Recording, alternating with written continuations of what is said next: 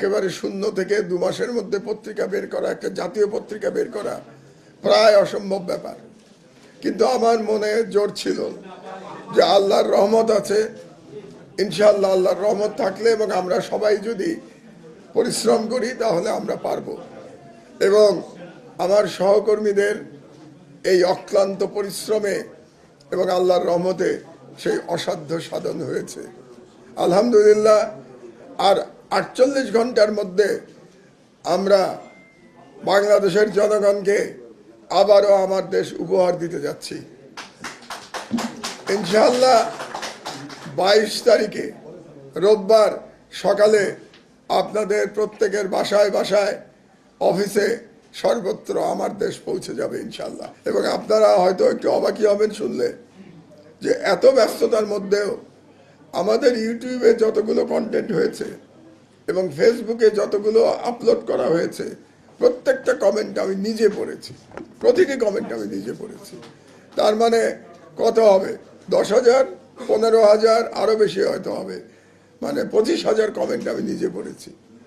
তো পরে আমি আপনাদের প্রত্যাশা সম্পর্কে জানতে পেরেছি।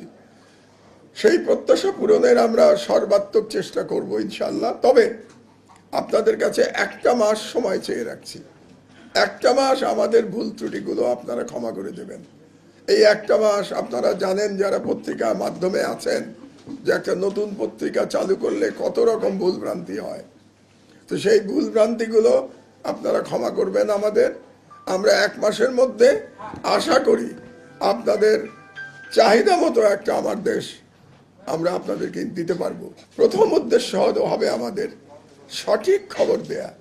সঠিক খবর সকলের আগে বলবো না, যতদূর সম্ভব আগে সঠিক খবর দেয়া। সঠিক খবর মানে কি? সেটা হচ্ছে, আপনাদেরকে একটু বোঝাই ব্যাপারটা। সেটা হচ্ছে যে আমরা যে খবরটা দেব সেখানে উভয় পক্ষের বক্তব্য থাকবে। কারণ প্রত্যেকটা খবরে আপনি জানেন একটা ভিকটিম থাকে, আর এক দল থাকে যারা অত্যাচার করে, বা সুতরাং দুটো পক্ষ থাকে। আমার পত্রিকায় 2 পক্ষের কমেন্ট থাকবে, 2 পক্ষের মতামত নিয়ে আমার খবর দেয়া হবে। এটা কেন বলছি?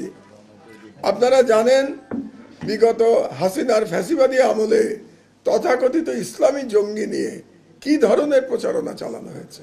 এবং প্রত্যেকটা প্রচারণা, বাংলাদেশের বড় বড় পত্রিকা, আমি কারো নাম নিতে চাই না, আমি একটা পত্রিকার সম্পাদক, বড় বড় পত্রিকায় আমরা দেখেছি এক পক্ষের বক্তব্য ছাপা হয়েছে। এটা একটা পত্রিকার দায়িত্ব হতে পারে না। পত্রিকায় অবশ্যই 2 পক্ষের বক্তব্য, মন্তব্য থাকতে হবে।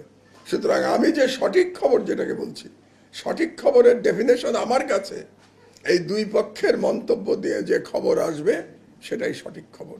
ইনশাআল্লাহ আমার দেশে আমরা সেই সঠিক খবরটা দেব।